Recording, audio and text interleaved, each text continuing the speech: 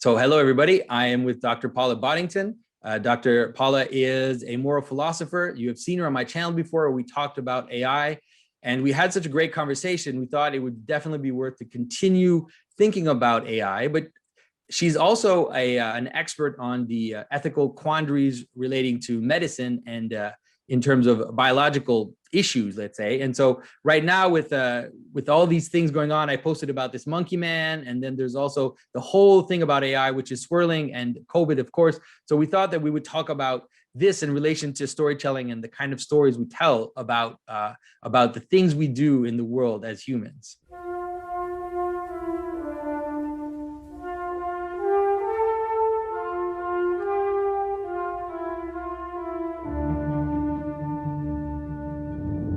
This is Jonathan Pajot. Welcome to the Symbolic World.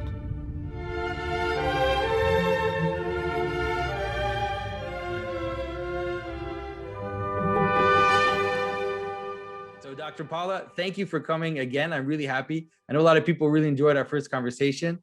And so you had something you wanted to start with. So let's go with that, and then we'll see where it leads us. Yeah, hi. It's really good to talk to you again. So yes, so yesterday. Also, I should maybe start off by saying Happy St. George's Day. It's St. George's Day today. Okay, great. Yes, wonderful. Yeah. So yesterday on Twitter, I saw that somebody had put up that meme from Conference of the Vatican using the kind of creation of Adam meme. I wish it was a meme. It was an advertisement. Like if it had only been a meme, it would have been better. Yeah. An advert for two hands touching, like, and even one side had even got the kind of like, you know how Adam's really limp-wristed. Yep. Like and in surgical gloves, touching, and you reacted quite strongly to that. Well, it just shows you just how clueless people are about what things refer to. You know, the fact that they would put out an image like that is so problematic on so many levels, and it's such a misunderstanding of what things, like I said, what things refer to. And so I just couldn't believe that they used this as an advertisement for a conference about medicine and COVID and all of this. It's quite mad.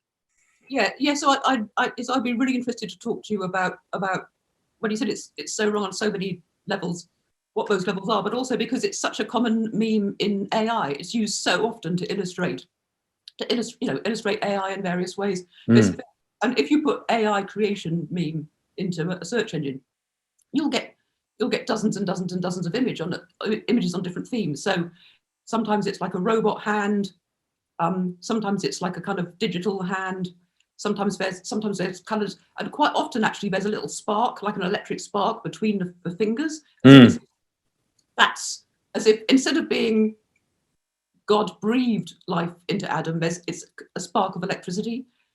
There's so many images like that, and I just think it's really interesting how, well, there's so much possibility. There's so much possibility in terms of how the hands are transposed, the way it makes it really easy to swap one to the other.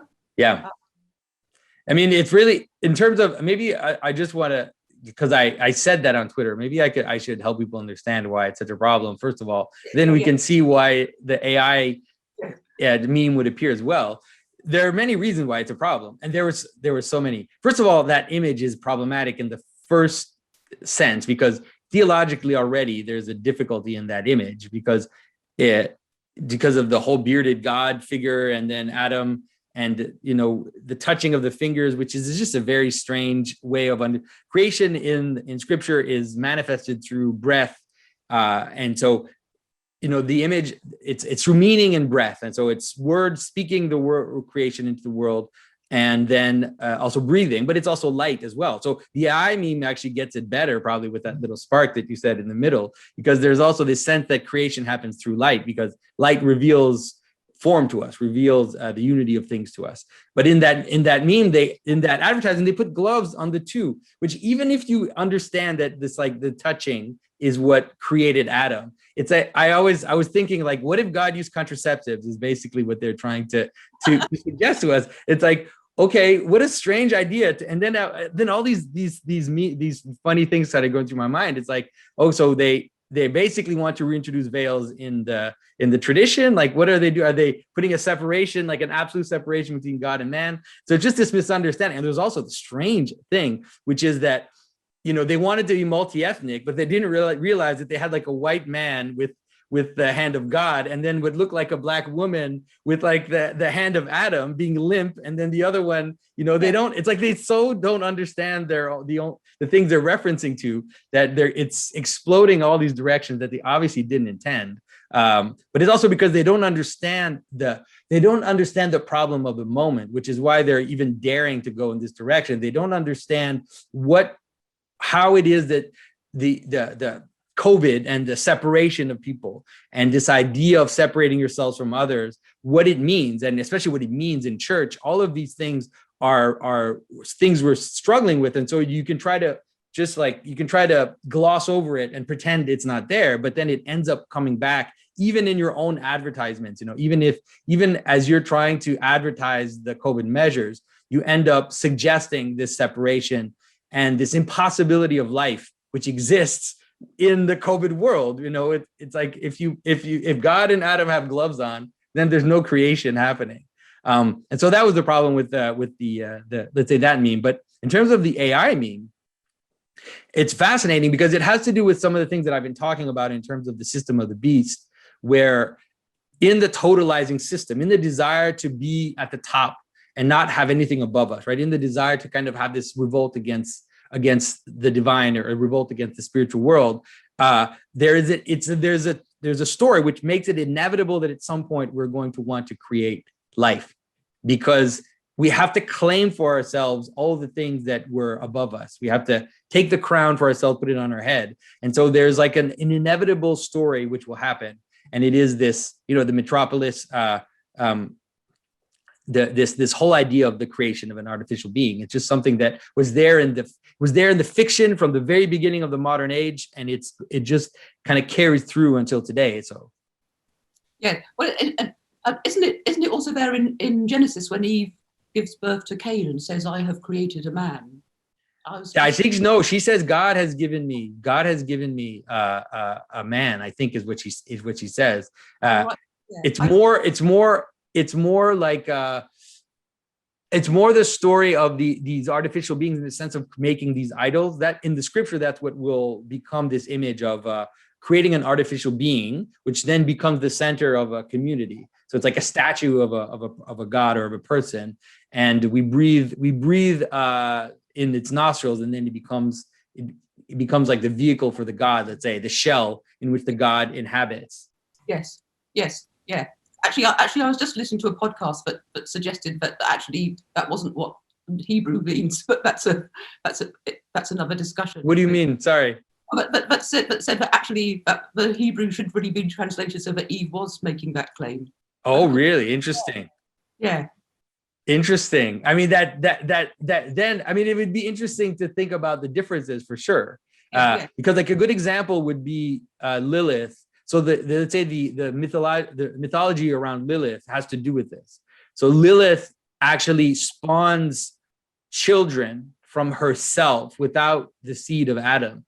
And so she ends up spawning these different monsters. And so there is this desire to, let's say, contain, not have this normal complementary union between heaven and earth, but try to kind of contain wherever you are as a totality, and then try to spawn children out of that totality. And so the legend of Lilith certainly has that imagery, and that's why what she ends up creating are monsters. And so the image of Lilith producing monsters is the same story as Frankenstein. It's the problem of the pride of Frankenstein, who wants to take the crown of God on himself, and then ends up making a monster. And so you see that there are a lot of tropes. There are a lot of those tropes, like the Matrix. All of these stories end up falling into this kind of pattern almost inevitably. Yes. So would that be something like the difference between whether or not?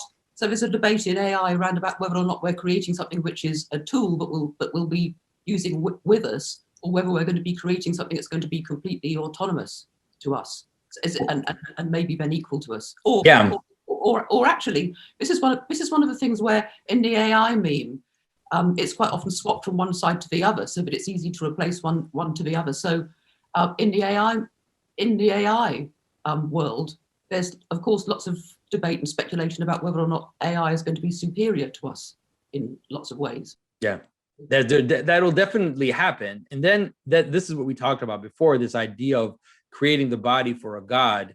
And it seems like that seems to be mostly what's happening. And it's also one of the things is that it all makes sense in terms of understanding the scientific approach to reality, because let's say in the kind of materialist approach to reality, we value quantification, right? We value quantity. We value quantity of information. We think that quantity of information and let's say quantifiable phenomena is actually superior, or is the origin of spiritual truth or of patterns. And so because of that, then it ends up, it's almost like because we notice that AI will have more power in terms of capacity to calculate, capacity to gather information, then because our value system is already upside down, then we will necessarily see that AI as a king, because we already think that that's where reality is. And so if we have a being that can calculate faster than us and that can gather more information than us, then we will ultimately think that that's what superiority is. Yeah, because I think one of the things we have to be really careful with technology over and over and over again, and especially actually when you examine it a lot, that we end up being kind of entranced by the technology, by what it can do, but then we start thinking about what its goals are and also what its strengths are. And then when we look back at humans, we measure humans by the same goals and strengths. So what you said in terms of like quantity and quantification. Exactly. And I mean, the modern world has basically, it really is this upside down thing where we wanted, if you look at the development of industrial civilization, there really was the desire to transform humans into machines. You know, we wanted the factory workers, the ultimate example of that, where we just want human machines, right? We want humans that can just do things repetitively and like machines do. And then when we can get rid of the humans, we will, right? As soon as we can get rid of the humans, we will get rid of them, because that's what we value. We value this capacity to be efficient, this capacity to produce things, you know, and it's a misunderstanding of what, first of all, the human is, and it's a misunderstanding of the normal hierarchy of values. But this is another thing we talked about last time, which is important to understand, is that there are some people that know that, or at least it seems like they know that. And so there's a trick being played. There's like a cards behind their back where the AI will be infused with values, will be infused with an ideology, but it'll be presented just as this powerful computer, but it will have, and you can see it right now, right? We see it with Google, how they're framing reality, how they're, giving precedent to certain search terms, and they're controlling the search. You can see that it's actually a value-laden phenomena, but that they try to hide it almost as if they know that we think the quantification is the most important thing. So let's hide the value so that people can't see what we're doing. It's like it is like a card trick. Yes, it is, and those goals, notions of efficiency and speed. I mean, so the way in which, I mean, I have another whole topic, but the discussion goes all over the place. So maybe just not go down this. There's more maybe we can say about the memes, but the way in which intelligence is thought of in relation to AI is such a narrow way of thinking about it. But also part and parcel of intelligence is speed. So like when you do an IQ test, part and parcel of it is how quickly you do it. And how efficiently you are, and whether or not you're exactly the same answer. That's the way in which comes into factory working. So, but if we going back to the use of the Vatican using these kinds of memes in relation to a health conference, and of course, in a sense of like if you're in a hospital, you want things to be efficient to a certain degree, but so many problems get caused by the goals of efficiency in health, and trying to do things really quickly and speedily. It's not necessarily a way in which to sort of to heal people. I mean, going back to the Vatican meme about wearing those gloves, you would ordinarily, the first thing you'd think of in terms of health, in terms of two hands touching, would be the healing power of touch.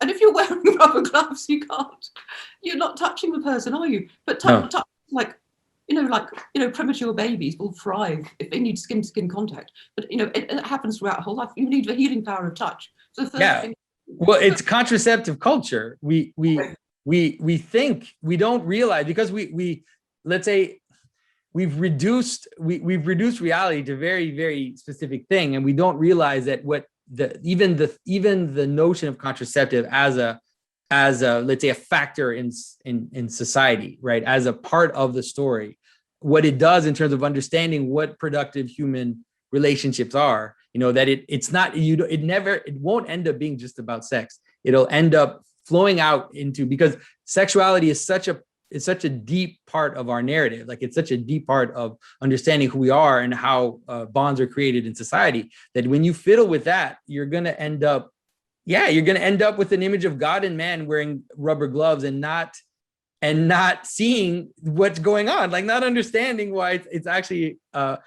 preventing contact. It's actually preventing real productive relationships. So it's like, I mean, it's interesting in relation to responses to a pandemic, this notion of hygiene and the idea that we've got to have completely separate ourselves off and have all these boundaries around ourselves. So I think that maybe this is a really complex topic, but I think that might be related to where there's been such a push towards vaccines rather than thinking about treatments. The vaccine seems to be pushed far more, as if the idea is that the vaccine is shielding us and the germs will never enter us, as if we've got to keep up absolute purity. Yeah. Well, also because they figured out a way, because before you would have a vaccine and then that was it. And that's no good. Like, that's no good for the business. So now they found a way to have vaccines that you have to take again. So it's like, okay, well, now vaccines are great because you have to update your vaccine every like 6 months or whatever. So it's perfect, right? So it's a good solution now. Yeah. And now you don't have to, now everybody has to take it. So everybody has to take the vaccine and everybody has to update it every several months. And so it ends up being this interesting, it also ends up being this strange communal thing. The whole aesthetics around the vaccine are so fascinating, because they end up almost being like, because it's painful. I think that's part of why there's something religious about the vaccine, which is coming up, and the way people talk about it as almost this initiation ritual, I guess. I don't know how else to say it, where they show pictures of themselves with like a Band-Aid, and there's this whole kind of celebration of getting the jab. And the pain, it's almost like a little sacrifice that you have to make for all of society, where you get the jab and then you're actually doing it not just for yourself but for everybody else. And so there's definitely like a religious undertone to the whole aesthetic of the vaccine, which is not so surprising but slightly disturbing, I would say. Yeah, it is, because so many people are posting on social media that they've had it and so on. But there's also, I mean, I've also noticed something else in relation to how people talk about the vaccine here. I don't know if it's the same in Canada. It's talked in terms of when they've had the vaccine, how efficient it was and how clean it was. They went into the centre and they were out again 5 minutes later. So in terms of it, like this drive for efficiency is literally like a production machine of people just walking in and getting jabbed and walking out again. So it kind of also suggests that they didn't read the patient information leaflet, or maybe weren't even given one. I'm sure they didn't. I'm sure no one has, because this has been the big thing from the beginning. I've been also trying to help people understand that ultimately it's about trust. All of this is about trust. It's not about a vaccine. It's not about it's about whether or not we trust the authorities, whether or not we trust what's going on, whether or not we trust the reason why things are happening. And so it's not about science. It's very little about science. Let's say people who are doubtful, suspicious, and then the way that those who are kind of on board then treat those that are doubtful and suspicious. It's mostly about trust and about a vision of what it means to be together. And so this vaccine has become the means by which we show that we're part of society, whether or not it ends up leading to an explicit kind of tracing mechanism. But even in the narrative that you see, it's about showing that you're part of society by getting this thing. Yeah, I mean, I've just had a thought. I wonder, because we've been so isolated for the last year, more than a year now, isn't it? Maybe we're so craving some kind of connection and some kind of way of showing that we're connected to people. But maybe that's one of the factors behind. Oh, for sure. That's for certain. And it's also that it's a longer story than that. It's the story of running out of reasons why we are together. And that's part of why the world is kind of breaking down.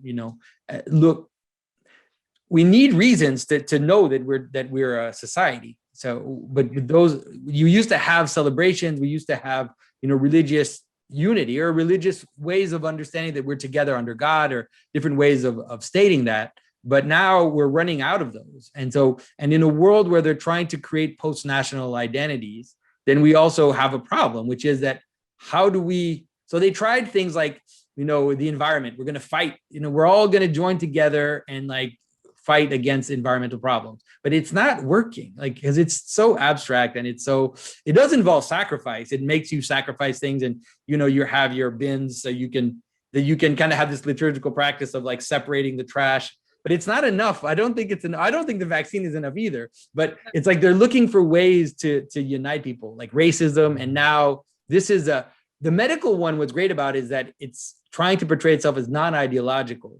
So you're not supposed to be able to argue against it, because it really is this kind of objective thing where we all unite and show that we're together by participating in this story. So, yeah, because you've talked again. This is going in a different direction as well, because you've talked before about problems with culture and lack of participation, like losing things. So, I mean, lots of things have been have lost in my lifetime. So there used to be, when I was at school, we used to do country dance festivals, and that's all gone. Yeah. And to be May carnivals, I don't know where that's gone. There used to be carnivals all the time. They've kind of vanished. But I also think one of the reasons. So you've talked about this is going off at a tangent. Does it matter? I've heard you talk before about, say, like going along to a music concert and just sitting there as an audience, and that kind of being a problem because it's not really. I see this kind of related to the question you just had. You're totally right, because one of the things that they've tried to do, let's say, especially in the United States, I don't know in Europe, but in the United States for sure, in the like 70s, 80s, all of this, they tried to unite people under entertainment. And so there was this idea in the water cooler conversation. I don't know if you remember when people were talking about that, where this idea that you watch a show in the evening and then the next day you go to work, then everybody gets together during break and talks about what happened on the show. Like Seinfeld was one of those things where people had this sense that it was somehow uniting society together, because it was creating this common story that we could all attend to and then talk about the next day. But it's not enough, right? It's not enough because it's not participative. So we need participative stories. Yeah. And that's why what's coming up now is more the whole question of racism. Is like, because that's a story you can be a character in and you can play a role in. And then also now this whole medical question and the getting the jab and doing these measures, washing your, putting on the Purell when you go into the store, all of these kind of liturgical measures are there to have a more participative narrative. And I'm not saying that everybody's it's like, you don't necessarily even have to think of it in terms of conspiratorial behavior where there's someone controlling this and forcing it to happen this way. It's just people need this. And so when it appears in front of them, like when it manifests itself, they're naturally going to gravitate towards it because we need this type of participation. Yes. And I suppose the racism one has got a bit of a problem in terms of participation, because people are assigned roles often against their will. So that a lot of people are getting really annoyed about being told because of something extraneous about you therefore think this or. Yeah, it's a dangerous game to play. It's definitely a dangerous game to play because it's actually separating us into clans again. And so that's a scary thing. It seems like it's possible that it's separating us into clans in order for something else to come in, the whole divide and conquer strategy where something else will come and then unite. And the medical one is like I said, it's perfect because it's supposed to be not non-ideological. Yes. And so one of the many problems with the racism one is that the people who are most liable to be attacked are the very people who are. So for example, I won't give any details, but I mean, a friend of a friend was telling me something that happened to a friend of hers recently. And the sort of people who are getting into trouble are precisely the kind of people who are, say, maybe working with diverse groups, trying to promote equity, trying to do social work amongst certain people and so on, and then maybe just accused of not using the right word and so on. So the people who are getting into trouble are the people who actually have spent all their lives trying to improve equality, those kinds of things. So I just think that that's those they know for a fact that that they're trying to do something to help, and everyone's, of course, who are then getting into trouble because they have to, so recently, I think about 2 or 3 weeks ago, in Britain, we were told that the acronym that had been used was BAME, Black and Asian Minority Ethnic. I think we're told we're not allowed to use that anymore. It's unclear as to what we are supposed to say. So those kinds of things are happening with such rapidity that it's really quickly breaking down and just making lots of people get. Yeah, it's funny because it's one of those things where if we only had a normal acknowledgement of reality, which is that a good example is, let's say we use one where it's if you have a physical handicap, right? If you have a physical handicap, then you are necessarily going to be a marginal part of society. And that has negative aspects and positive aspects. And so if you realize that a word is you're using and that it's referring to the negative aspects, and then you change the word to something else, you're going to have a problem because the negative aspects are going to come back because the negative aspects are there. And it's the same with being a minority in general. When you're a minority in a group, it doesn't matter what, had nothing to do with race or whatever. If you're a minority in a group, then you are necessarily going to struggle to find your place in that group, whether it's any type of group. And so instead of just realizing that this is a normal thing and we need to try to palliate for it and try to make it as good as we can and try to help people integrate as much as possible, if we keep just playing this weird semantic game, then it's whatever word you use to talk about a minority is going to have negative undertones because it's hard to be a minority. And so you can't avoid it. It's going to keep coming back. Yes. It's just this ignoring of how reality works, I think, and a desire to kind of impose this weird, this weird system, which actually doesn't pan out in the world.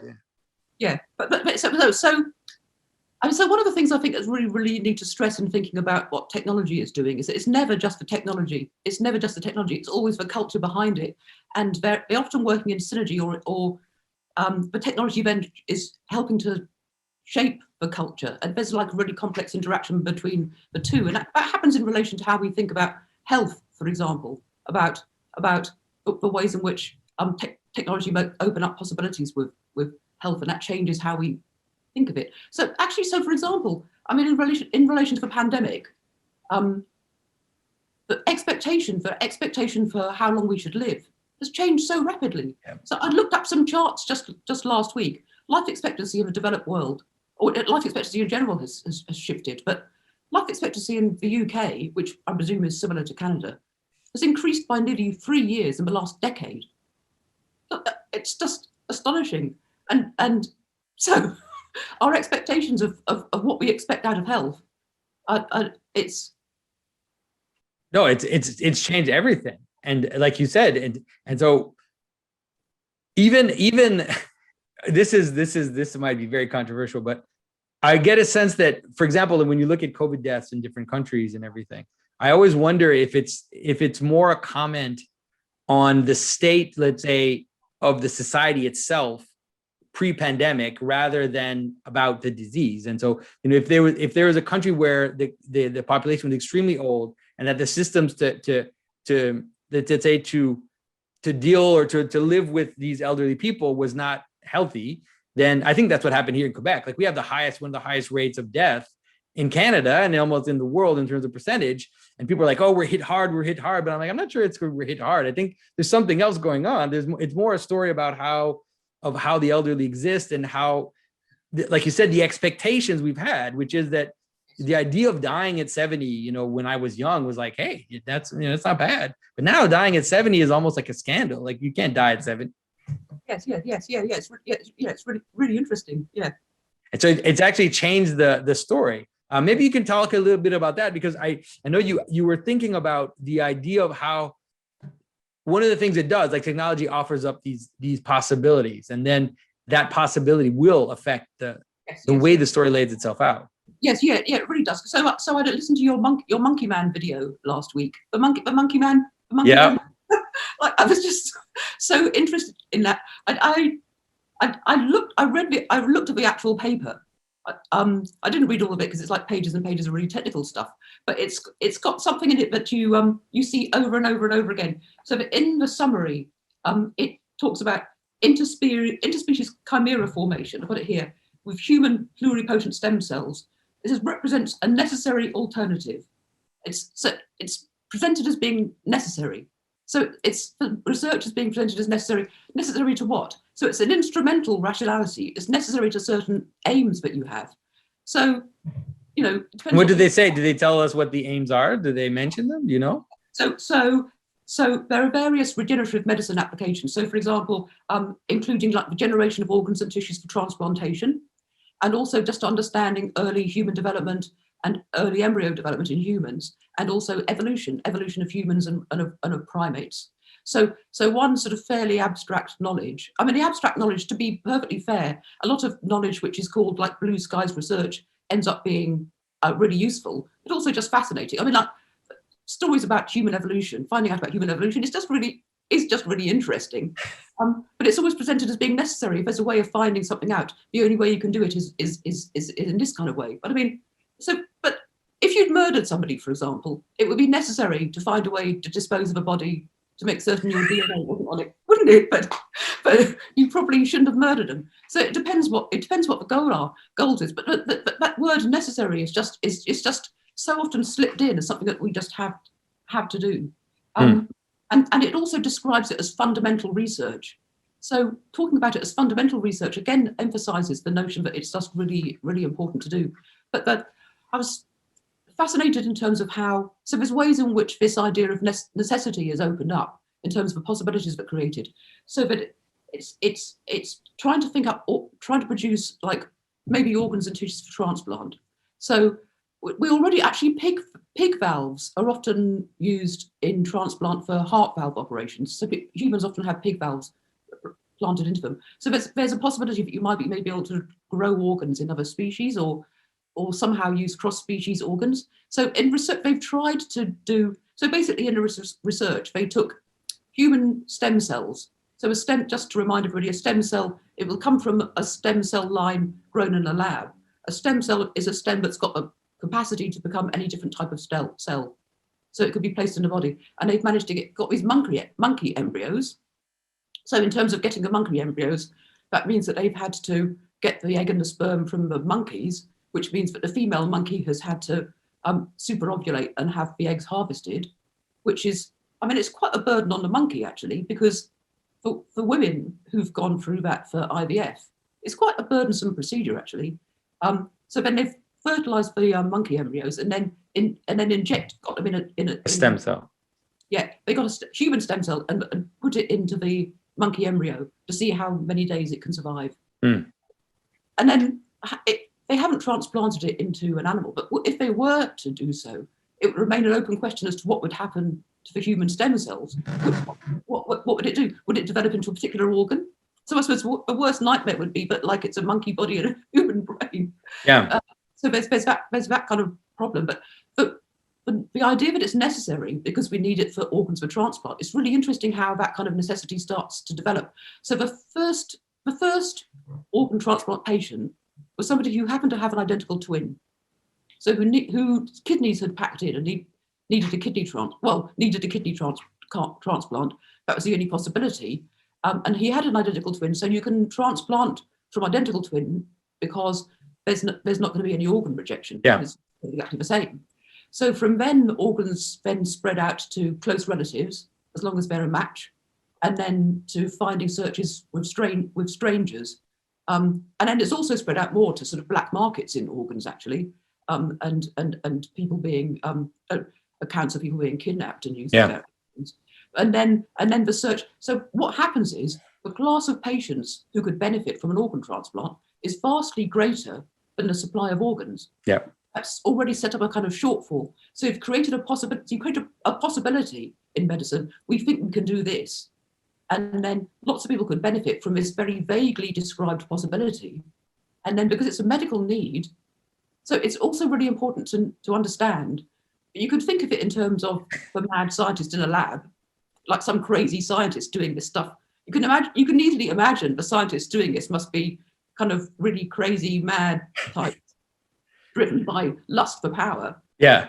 In medicine, it's also really important, but one of the major factors behind this is compassion. Yeah. Who's sick. Yeah. And the one thing you always have to remember in this story is that you're going to die. Like, I'm going to die. You're going to die. We're all going to die. Okay. So that's going to happen. So like you said, so now the problem is rather, when am I going to die?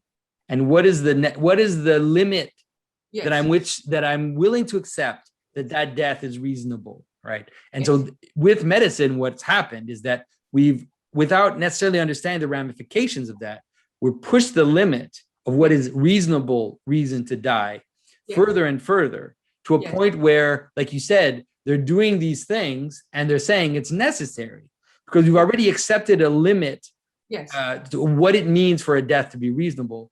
And that limit is so far that we're willing to do other things which can be questionable in order to satisfy that limit. And it has a great application to COVID, which is that we know we can, let's say, they think that medically we can contain this thing somehow.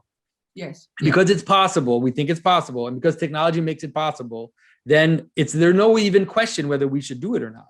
Whether we should, how far we should go. There's no limit to how far we should go. Because once you've created that possibility, and because, like you said, it's motivated by compassion, then it's like this strange parasitic story comes in, and people just stop thinking and stop noticing that there's actually a competing set of values that have to be thought of. They just see the possibility and they just embody it, kind of jump into it. Yeah, and this happens all the time with technology, but certain values come to the fore, and it tends to be values that you can count. So, but in terms of health, of course, you can count the number of years and how long you are alive, the things that you can more easily account. I mean, it happens within the healthcare system in terms of like efficiency of goals, of target. Because of course, one of the other terrible things that's happening is that people are living longer and longer and longer, but the quality of care for elderly people is absolutely atrocious. It's just absolutely abysmal. So it's really interesting how I think one of the things we're faced with. I've got lots and lots of examples of this, but one of the things that we're faced with is how the technology is making different values kind of like clash with each other, or produce paradoxes. So here's one whole set of paradoxes in I don't know if paradox is the right word, but certainly. So one of the ways in which medicine has gone down a route. Actually, I want to get back to talking about the monkey embryos in a minute. But one of the ways in which it produces a kind of clash, a sort of a clash. But you tell me whether it's the right word. Would be through genetic technology, which is developed techniques for screening before either within testing embryos in the womb and maybe having selective termination of pregnancy for various damaged ones, or pre-implantation diagnosis. So they do this for lots and lots of different diseases. Really commonly, as for many pregnant women, will be screened for Down syndrome. At the same time, there are other people putting in lots and lots of work to treat the very same diseases. So for cystic fibrosis, for example, which is quite a common genetic disease among certain populations, it's pretty serious disease. But the treatment for that is improving really, really, really, really quite well. And Down syndrome, I think, is a really important example, because at the same time as screening for Down syndrome is being pushed, so I believe that Iceland is hoping to have like 0 Down syndrome births. At the same time, people with Down syndrome are living longer and longer and longer. They're going to school, they're going to university, they're holding down jobs, they're getting married. The possibilities of the life of somebody with Down syndrome is increasing really quite significantly. People with Down syndrome are being used in adverts. So there's different strands. There's a major clash. There's basically a inclusion versus eugenics clash, which is quite insane when you realize just how extreme those two things are. Yes, and also so much of this again is also driven by compassion, by feeling that that parents would feel they wouldn't be able to cope with certain things. So again, I want to stress, it's really, really easy when you're talking about these things to make it sound as if you're being really judgmental of so that's not what I'm talking about. I'm not the kind of, everyone sort of, it's partly because we have such a legalistic way of thinking about ethics that you think if you're trying to look at the subtlety or nuances behind things, that means you think you're going to try and what you're intending to do is to stop people from doing things. Yeah, but we need to be attentive to this, because let's take the Monkey Man story. And so this drive to create hybrids, right? This drive to, and it really is a kind of weird drive. It's the narrative drive. This drive to create hybrids for medical reasons, but at the same time, there is a narrative in society. There's a story. And one of those stories is the revolutionary story. And so if you have a revolutionary pattern in your culture and you create AI, that revolutionary pattern is going to find its place in AI. So we're going to have a sense that the robots need to free themselves from us. So if you do the same with the hybrid, you have the same problem.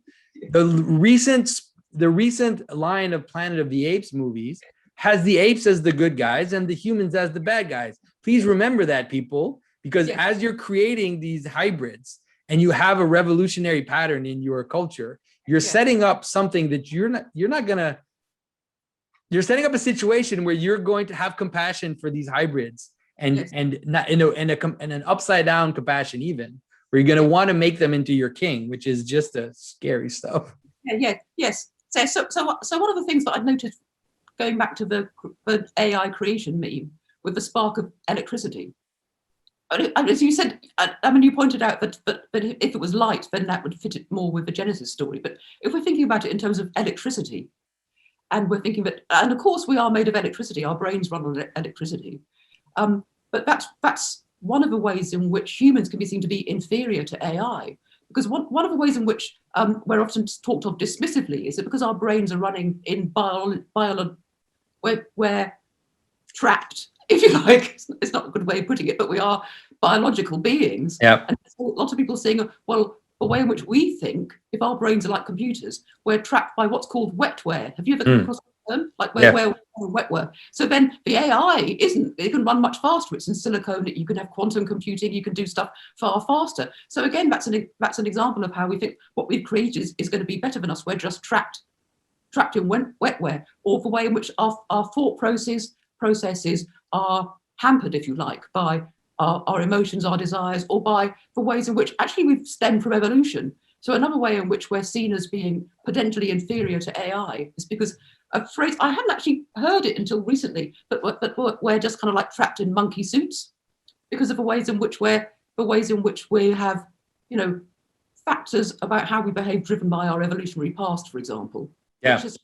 Again, this is like a really good example about how we're kind of seem to be, we've progressed beyond the monkey, but we're kind of like trapped by like taints of our monkeyness.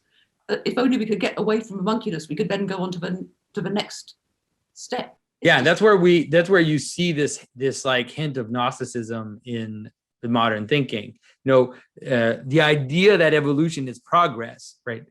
First of all, it's very deep. It's supposedly deeply unscientific, but it seems to be a trope that people cannot get rid of. They just keep, even the most like evolutionist. If you listen to an evolutionary biologist for long enough, you're gonna find them falling right in that trope. Even if he'll say no, evolution is in progress, they just end up getting into that trope, no matter how they do it. And so the image of moving from the monkey to the computer is definitely something which has a deep story version. Like you see it in all kinds of very even popular culture type of thinking, where you have this idea of the robot as being a superior form. Yes. So yes. So in doing these monkey experiments, this is one of the ways in which there's a form of hybridity in terms of ways in which we flip from one way of thinking about ourselves to another way of thinking about ourselves. So in order to do the experiments, in order for it to work, we had to pick a monkey because they're closer to us in evolutionary terms. We've only diverged from them, 70 million years old. So we're quite close quite close to them, so that's why it works. So we have to see ourselves as like biological beings who are fairly closely related to monkeys. But then in order to justify doing the research on these monkeys, who are after all are quite really complex beings, in order to justify like taking, it's worse for the female monkey. I mean, it is actually worse for the female monkey because of collecting eggs is so much more onerous. In order to justify doing it, we've got to think of ourselves as being superior to the monkeys, because we're not trying to create organs in order to save monkey lives. We're using monkeys to try to save human lives. We wouldn't sacrifice a human to try to save a monkey. We just wouldn't do it because we think of ourselves. But it's really interesting. So only like about 20 years ago, when we managed to sequence the human genome, everybody was really excited and saying, at last we found the essence of man, as if our genomic code was going to be like the book of life. People talked about that. For various reasons, we don't talk about that anymore. One of the reasons being that when we sequenced all the genes, it turned out that really embarrassingly, humans didn't have many genes compared to other animals. We got about 7 genes as really simple worms, and other animals have got far more than us. So that it's really strange how that's kind of like a bit embarrassing. And then it turns out that genes are much more complex than we thought, but a lot of stuff is actually really environment, and that lots of diseases we thought they were going to be able to cure is actually much more complex. So that's all faded. But what one of the things that technology does is like it exposes and puts pressure on the contradictory ways in which we think about ourselves. And evolution, I mean, evolution is the point that you're making about evolution is completely right. It's really hard to find anybody talking about evolution and not see it in terms of progress. And it's like, so I think evolution has done this really cunning bait and switch on us. So it came along in the 19th century, and despite what anybody says, it was used to say that, oh, we're nothing but monkeys. Yeah. All those cartoons of Charles Darwin being like a monkey, we're nothing like monkeys. So therefore, religion is a load of rubbish. We just evolved, and it's random. It's interesting in terms of how it's now seen in terms of progress. It's just as completely random, completely meaningless. These random mutations happened, and some of them worked and some of them didn't. And by this accidental progress, I said progress by mistake. Yeah. Accidental process, we've just ended up with humans as being like the latest thing. But then having got rid of religion, more or less, amongst people thinking really scientifically, it's like they have to get some kind of meaning and progress from somewhere. So the meaning and the progress comes from evolution. And so now, the really interesting thing is, instead of having a picture before whereby there were animals lower down, and then man in the middle, and then angels, and then God, I mean, my favorite, I love Psalm 8, the man you have made us man a little lower than the angels. What is man that thou art mindful of him? Made him a little lower than the angels, dominion over the animals. So there's a huge amount of fuss, people saying this religious view is awful. How dare you think you've got dominion over the animals? Yeah. How dare you think so? But what that's been replaced by, it's by, I blame it all on John Lennon, actually. His song Imagine. Yeah. Horrible song. There's no heaven, above us only sky. So that if above us is only sky, that means that we're at the top. That's right. Yeah, we're at the top, and it plays out in so many interesting and let's say, like you said, kind of these contradictory ways, but end up showing the same reality, which is that even the idea of environmentalism is so powerful, because the environmentalists say how arrogant, man is so arrogant because he places himself above nature and tries to control nature. It's like, would you tell an ant that? Like, would you tell an ant that it's tried to control nature? No, the only reason why you say that is because you do believe that you are above nature, and you do believe that you're going to save the environment, and that by acting like a human does, you're going to undo the bad things that other humans did. And so you can't get out of it. It just, even in those that are the most anti-human kind of pro-environment thinking, they end up putting human beings at the top. It just happens on its own. It's actually quite funny to pay attention to.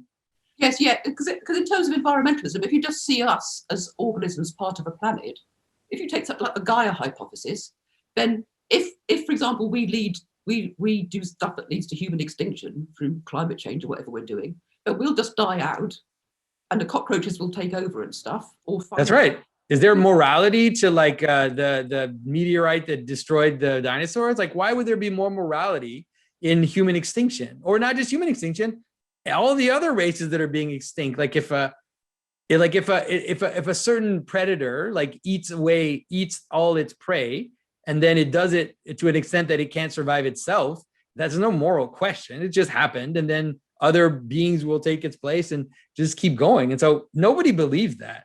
Like everybody believes that we are like little gods, in the world. It's just that whether or not this little god has ultimate power, or whether or not it should be submitted to a higher truth, that ends up being the question. And there's a kind of unconsciousness about so many of these movements, and these, especially environmentalism is the one that is the most, to me, like contradict. It's like I agree that we should take care of the world around us. Like, I don't think what we're doing is abusive, but I think that there's a blindness, which means that you're going to struggle to get there because you don't see what's really happening. Oh, right, yes, yeah. Okay. And so the monkey man is definitely something that we need to pay attention to in terms of the question of hybridity, and the idea of the human computer hybrid is also something which is definitely at the same time on the fore, let's say with Elon Musk and his microchips in the brain. So I don't know if you've thought a little bit about that and the stories that are surrounding that kind of thinking. Right. Yes. Well, because that's linked to a notion of progress. So if you take the view that, like, some ways of thinking about now humans are the pinnacle of evolution.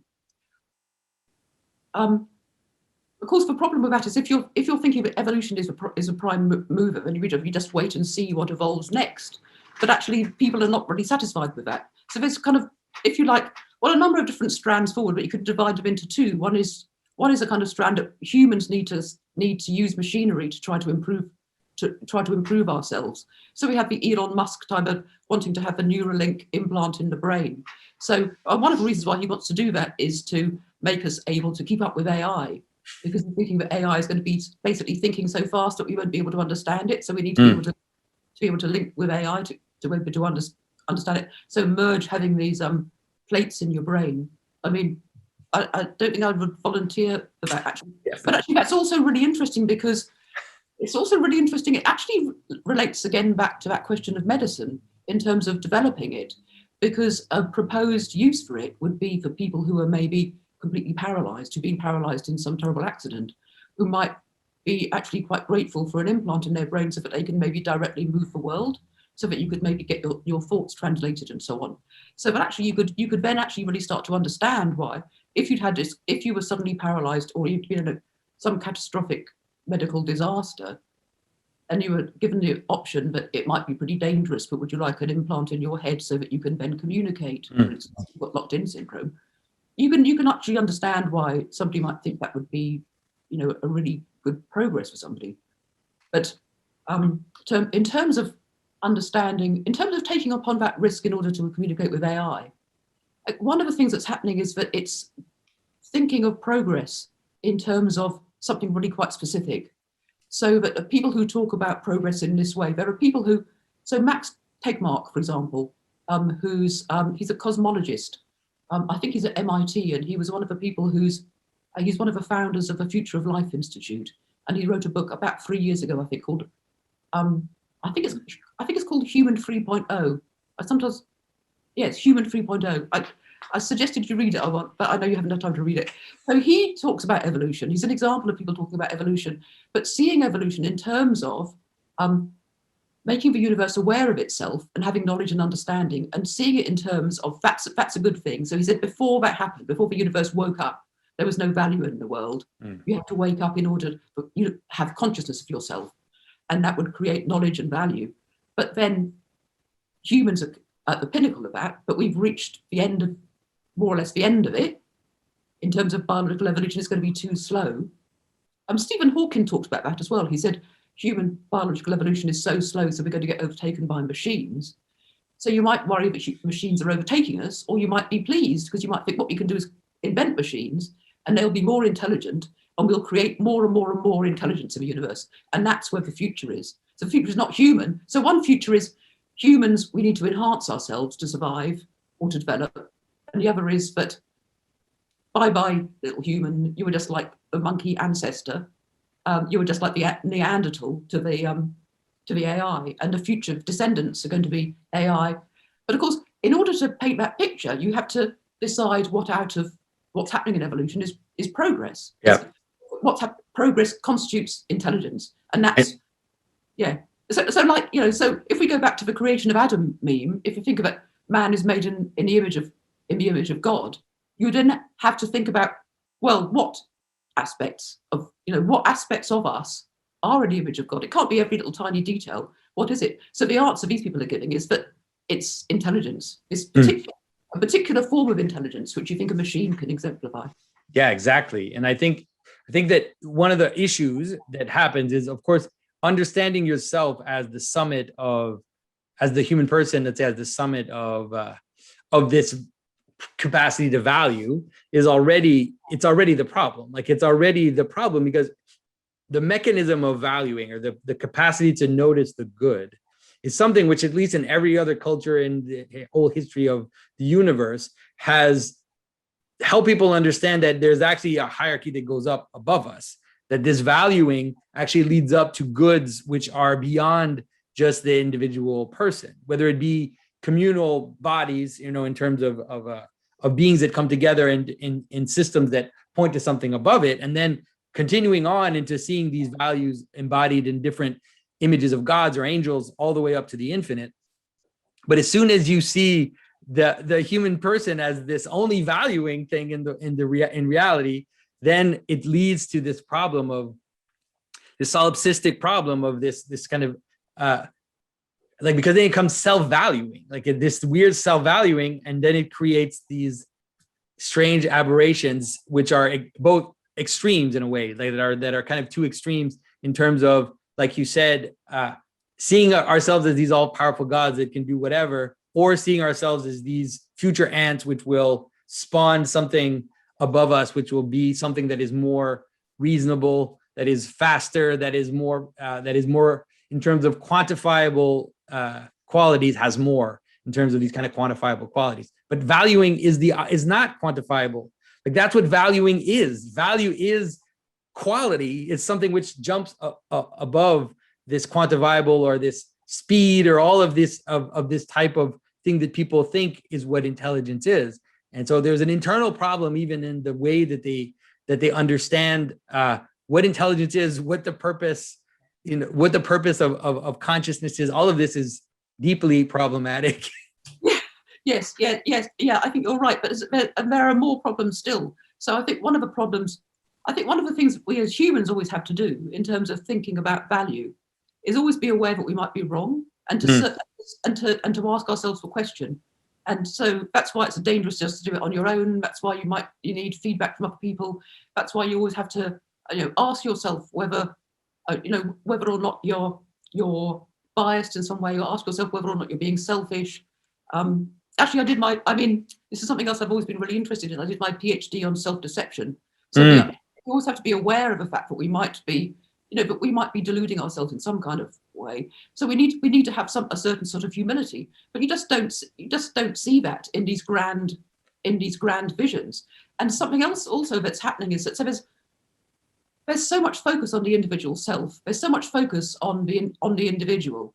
So of course the individual is really important, but you can focus on it too much. But there's focus on the individual at the same time, and so absolute certainty that these people are absolutely certain that they know how to solve the problems. So for example, in terms of like the environment and climate change, the hubris of people who think, okay, we're going to block out the sun now. That's insane. That I can't. When I see that, I think I'm in a science fiction movie. These people are not. They don't exist. Like this. There's no way that someone is actually saying that. It's like in The Simpsons, they had that idea, like blocking off the sun. Some point, the Mr. Burns wanted to block off the sun. Like, yeah. You crazy. I know. It's not even like a science fiction movie. It's like a bad Austin Powers movie. It's like yeah. It's just insane. So the level of hubris, but the certainty about the individual is right when they're focusing so much on this narrow goal, but the individual self is being sort of emphasized so much at a time when actually, in so many ways, the technology that we're using is destroying the individual self. It's creating so much uncertainty. There are so many ways in which human beings are constructed we're complex, and we're in a sense inherently provoked. We've got parts of us which are prone to divide in various ways. So we can have emotions which can be at odds with what we know about things. We've got different aspects to ourselves. We've got an inner subjective part. We've got an outer objective part. Our emotions can be, we can have desires which can be in conflict. And I think one of the things that the technology we have is doing at the moment is, in so many different instances over and over and over again, it's emphasizing certain aspects of ourselves, and it's manipulating us in ways that creates division within ourselves, which is manipulating our desires, and it's manipulating our relationships with ourselves and relationships with other people. So So, for example, we talked before last time about online meetings and talking over Zoom. It changes how we see ourselves because we can see an image of ourselves all the time. So it's changing our self-perception. It's changing how we relate to other people. Oh, actually, I should just mention in relation to, since we talked last time about how odd it is relating to somebody over Zoom, and because you're just relating really, really remotely, I've got a new strategy for my Zoom meetings, which is that I'm in the same room as I was last time, but I've turned the table around because now I've turned it so that I'm facing the person. So my computer I'm facing Montreal. So I looked it up on a map. It's a little gesture to remind yourself that I'm an embodied person somewhere in the world. Yeah, I'm talking to some friends in Australia tomorrow, so I've got the face in that direction. So that's like that's my little rebellion against. But it could seem like it's not much, but it's a little. Just even the idea of attending and having something in memory, like a gesture to just turn your table, is recognizing something and recognizing the difficulty of the situation, let's say. And so it's not a bad idea because the person isn't in your screen, right? And that's something that we tend to default to, even if we don't think of it rationally, but we tend to act that way and think that way. So yeah. Listen, Paula, we've been going for a while, and I think that we could probably just keep talking forever. And so I think this is definitely going to ask for another conversation sooner than later. And a lot of people are interested in understanding what's going on and understanding the stories that go with the technology and the contradictions and these competing narratives in terms of who we are and what we're doing in the time of COVID and with all these new technologies on the horizon as well. So I really appreciate you taking the time with us to work through this and be willing to kind of put yourself out on a limb to talk about difficult things that have a lot of implications. So thanks a lot. Well, thank you. I really enjoyed it. And as you said, yeah, there's loads more that we could talk about. Definitely, and we will. That's for sure. So everybody, thank you for your attention. We really appreciate it. Of course, we touched on so many things. So definitely go at it in the comment section and get involved in the discussion there. We just like Paula and I, just like you, we're overwhelmed by what we're seeing, and we're overwhelmed by noticing what's happening. And so we need to be all of us kind of working together and seeing how we can find little solutions and bigger solutions to the difficulties that this situation is bringing to us. So thanks for your attention, everybody, and I'll talk to you very soon.